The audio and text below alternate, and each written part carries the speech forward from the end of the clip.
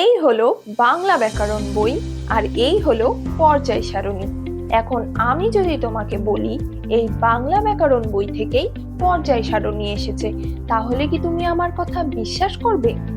এই ভিডিওটা শেষ পর্যন্ত দেখো, আমি কথা দিচ্ছি তুমি অবশ্যই আমার প্রশ্নের উত্তর হ্যাঁ দেবে।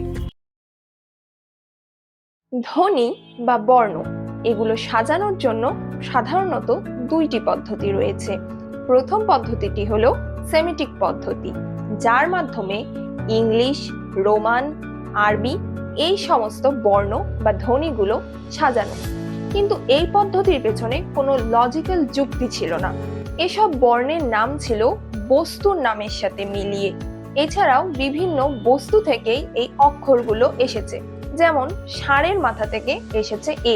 ইংলিশ, রোমান, গ্রিক, আরবি এই সকল বর্ণমালার পদ্ধতি অর্থাৎ সেমিটিক পদ্ধতি 3000 খ্রিস্টপূর্ব সালে ফিনিশীয় বণিকদের হাত ধরে এসেছিল। অপরদিকে রয়েছে আমাদের বর্ণমালা, যা অত্যন্ত যুক্তিসঙ্গতভাবে সাজানো। প্রথমেই আমাদের বর্ণমালাকে ভাগ করা হয়েছে দুই ভাগে, স্বরবর্ণ এবং ব্যঞ্জন বর্ণ। স্বর যা এসেছে স্বাধীন, স্বরাজ বা স্বয়ং থেকে, অর্থাৎ এই ধ্বনিগুলো উচ্চারণ করার জন্য অন্য কোনো ধ্বনির সাহায্য লাগে না। অপরদিকে রয়েছে ব্যঞ্জন বর্ণ, যেগুলো উচ্চারণ করার সময় আমাদের স্বরধ্বনির প্রয়োজন হয়। যেমন আমরা যদি ক উচ্চারণ করি, তাহলে তার সাথে আমাদের অ ধ্বনিটিও উচ্চারণ করতে হয়। তুমি কি কখনো লক্ষ্য করে দেখেছো বাংলা বর্ণমালায় ক থেকে ম পর্যন্ত কি সুন্দর করে সাজানো? যেন দেখলেই মনে হয় একটা 5x5 গ্রিড। প্রাচীনকালে মুনি ঋষিরা লক্ষ্য করেছিলেন আমাদের মুখ গহ্বর একটা টানেলের মতো।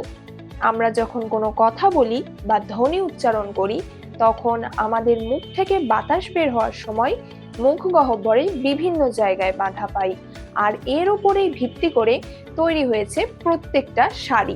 প্রথম সারির ধ্বনিগুলোকে বলা হয় কণ্ঠব্যঞ্জন, অর্থাৎ এই ধ্বনিগুলো উচ্চারণের সময় জিভের পিছনের অংশ উঁচু হয়ে আলজিভের কাছাকাছি নরম তালুর কাছে বায়ুপথে বাধা সৃষ্টি করে। এর পরের সারির ধ্বনিগুলোকে বলা হয় তালব্য ব্যঞ্জন, অর্থাৎ এই ধ্বনিগুলো উচ্চারণের সময় জিভের ডগা খানিকটা প্রসারিত হয়ে শক্ত তালুর কাছে বায়ুপথে বাধা সৃষ্টি করে। এর পরের ধ্বনিগুলোকে বলা হয় মূর্ধন্য ব্যঞ্জন। মূর্ধা অর্থাৎ দন্তমূল এবং তালুর মাঝখানে যে উঁচু অংশ থাকে তার নাম মূর্ধা। আর যেসব ব্যঞ্জন ধ্বনি উচ্চারণের সময় জিভের ডগা মূর্ধার সঙ্গে লেগে বায়ুপথে বাধা সৃষ্টি করে, সেগুলোকে বলা হয় মূর্ধন্য ব্যঞ্জন। এর পরের সারিতে রয়েছে দন্ত ব্যঞ্জন। যেসব ব্যঞ্জন ধ্বনি উচ্চারণের সময় জিভের ডগা উপরের পাটির দাঁতের সাথে লেগে বায়ুপথে বাধা সৃষ্টি করে, সেগুলোকে বলে দন্ত ব্যঞ্জন। আর সবশেষে রয়েছে ওষ্ঠ ব্যঞ্জন। যেসব ব্যঞ্জন ধ্বনি উচ্চারণের সময় ঠোঁট দুটি কাছাকাছি এসে বায়ুপথে বাধা সৃষ্টি করে, সেগুলোকে বলে ওষ্ঠ ব্যঞ্জন। এগুলো দ্বি ওষ্ঠধ্বনি নামেও পরিচিত। দেখলে তো কত সুন্দরভাবে সারিগুলো সাজানো।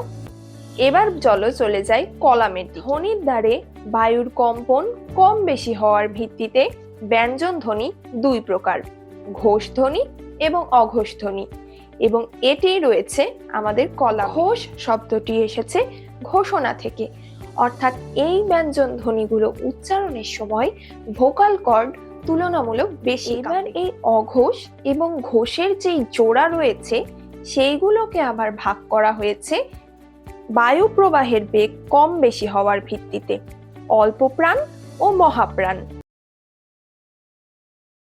খ্রিস্টপূর্ব 800 থেকে 600 সালের মধ্যে প্রাচীন মুনি ঋষিরা বেদের মন্ত্রের বিশুদ্ধতা রক্ষার জন্য একটি ম্যানুয়াল তৈরি করেছিল, যার নাম প্রতিসাখ্যা বা প্রতিসাখ্যা। নিয়ম অনুযায়ী ছিল ধ্বনিগুলোকে কোনো র্যান্ডম লিস্ট অনুযায়ী সাজানো যাবে না, বরং লজিক্যালি সাজাতে হবে, যা ভারতীয় উপমহাদেশের অধিকাংশ ভাষায় ব্যবহার হয়। খ্রিস্টপূর্ব 350 থেকে 500 সালে প্রাচীন ভারতের গান্ধার রাজ্যে, যা বর্তমানে পাকিস্তান ও আফগানিস্তানের বর্ডারে অবস্থিত, শুরু হয় পাণিনির গল্প। সেই সময় বেদের মন্ত্রগুলো উচ্চারণ করা হতো সংস্কৃতের কথ্য ভাষায়, এবং 1000 বছর পরেও যেন এই উচ্চারণগুলোর বিকৃতি না হয়, তাই তিনি অর্থাৎ পাণিনি বেদের ভাষা বা সংস্কৃত ভাষাকে একটি নিয়ম বা ব্যাকরণের মধ্যে আনতে চাইলেন।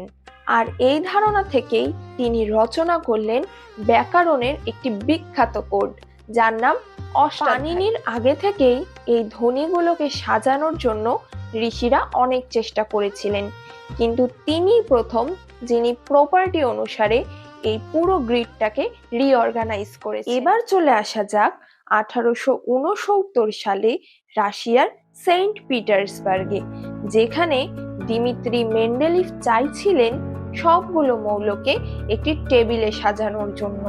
তখন কেবলমাত্র প্রায় 60টি মৌল আবিষ্কৃত হয়েছিল। তারই একজন কলিগ অটো বন বোটালিঙ্ক, যিনি ছিলেন একজন বিখ্যাত ভাষাবিদ, সেও একই একাডেমিতে কাজ করছিল এবং তার কাজ ছিল পাণিনির অষ্টাধ্যায়ী বিষয়টি নিয়ে।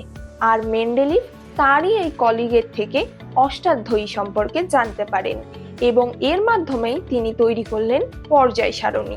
এছাড়াও তার পর্যায় সারণীতে তিনি কিছু ফাঁকা জায়গা রাখলেন যা অনাবিষ্কৃত মৌলের জন্য।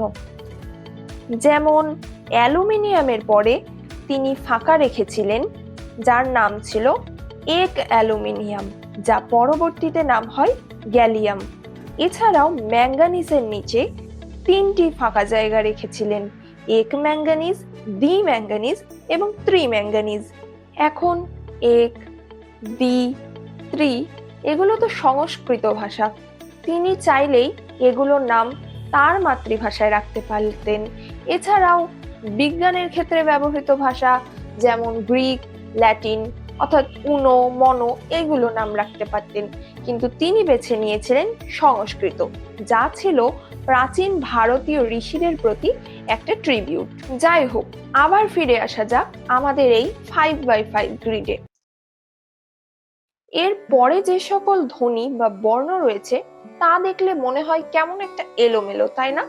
চলো এগুলোর ব্যাখ্যা জানি। ধ্বনিগুলোকে বলা হয় অন্তস্থ বর্ণ, যেখানে রয়েছে অন্তস্থ জ, র এবং ল। এছাড়াও আরেকটা ব রয়েছে, যা বর্তমানে বাংলা ভাষায় বিলুপ্ত হয়ে গেছে। এগুলোর উচ্চারণ সম্পর্কে জানা যাক। অন্তস্থ জ, যার প্রকৃত উচ্চারণ ছিল য়, কিন্তু বর্তমানে তা আমরা উচ্চারণ করি অন্তস্থ জ।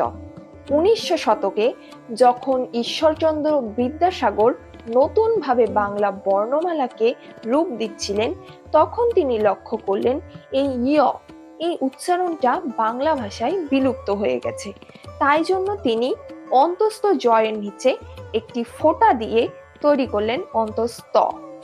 ঠিক একই নিয়মেই জয়বিন্দু র এবং ঢয়বিন্দু র। এছাড়াও এই বটার উচ্চারণ ছিল ওয়া, যেমন আমরা বলি জবাব, কিন্তু আগে উচ্চারণ ছিল জওয়াব। এবার চলে আসা যাক তালব্য স, মূর্ধন্য স এবং দন্ত স এর ক্ষেত্রে। যদিও এগুলো এই নিয়ম অনুযায়ী উচ্চারণ করার কথা, তবে বর্তমানে আমরা কেউই আর তা করি না। যেমন আমরা উচ্চারণ করি পরিশ্রম, কিন্তু প্রকৃত উচ্চারণ হওয়ার কথা ছিল পরিশ্রম। সাধারণ বা সামান্য, কিন্তু প্রকৃতপক্ষে এর উচ্চারণ হওয়ার কথা ছিল সাধারণ বা সামান্য। তাহলে সবশেষে লক্ষ্য করো এই সুন্দর টেবিলটাকে, যেখানে বাংলা ধ্বনিগুলোকে নিয়ম মাফিক অনুযায়ী সাজানো হয়েছে, যেখানে প্রত্যেকটা সারিতে রয়েছে উচ্চারণের স্থান অনুযায়ী বিভাজন। বাক প্রত্যঙ্গের ঠিক যে জায়গায় বায়ু বাধা পেয়ে ধ্বনি সৃষ্টি করে সেটি হলো ওই ধ্বনির উচ্চারণ স্থান। এছাড়াও প্রত্যেকটা কলামকে সাজানো হয়েছে ঘোষ এবং অঘোষ ধ্বনি অনুযায়ী, অর্থাৎ ধ্বনি কম্পন মাত্রা অনুযায়ী। এছাড়াও ধ্বনির সৃষ্টিতে বায়ু প্রবাহের মাত্রা অনুযায়ী অল্প প্রাণ ও মহাপ্রাণ। কি ফ্যাসিনেটিং তাই না বিষয়টি? এরপরে পর্যায় সারণী দেখে যখনই অবাক লাগবে ঠিক তখনই মনে করবে হাজার হাজার বছর আগে আমাদের এলাকা থেকেই এই পর্যায় সারণীর ধারণা এসেছে। আর সবশেষে আমরা নিশ্চয়ই এটা বুঝতেই পারি সত্যি আমাদের এলাকা শুরু থেকেই কতটা সমৃদ্ধ।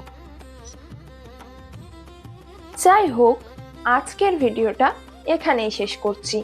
কোন পার্টটা তোমার সবচেয়ে বেশি ভালো লেগেছে সেটা অবশ্যই আমাকে কমেন্ট করে জানাও। আর আজকের মতো বিদায় নিচ্ছি এখানেই। নেক্সট ভিডিওতে দেখা হচ্ছে আরেকবার।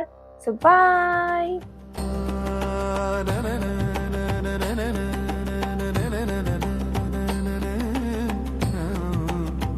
Said he's a lover.